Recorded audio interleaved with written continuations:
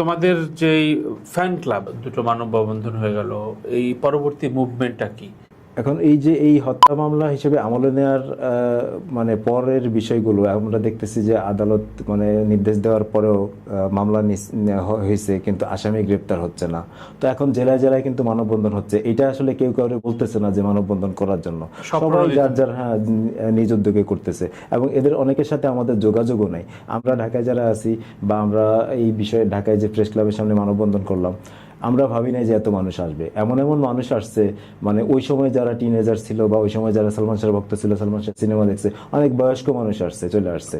এদেরকে কিন্তু ওই যে রাজনৈতিক সমাবেশে যেভাবে ট্রান্সপোর্ট সুবিধা দিয়ে বা অন্যান্য সুবিধা দিয়ে আনা হয়, এরকম কিন্তু এই ঘটনা এখানে না।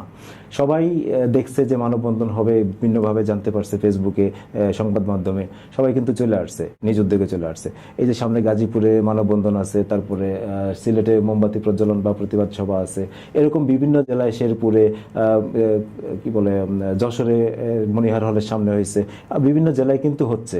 বিভিন্ন ভক্তরা নিজ উদ্যোগে করছে। কোনো ফান্ড দিতে হয় না, না না না, এদেরকে এরা সবাই সালমান শাহকে ভালোবাসে, যে যেখানে যে আয়োজন করতেছে নিজ উদ্যোগে করতেছে। এই মানববন্ধন, প্রতিবাদ সভা বা বিক্ষোভ সমাবেশ, সবাই যার যার অবস্থান থেকে নিজ থেকেই করতেছে।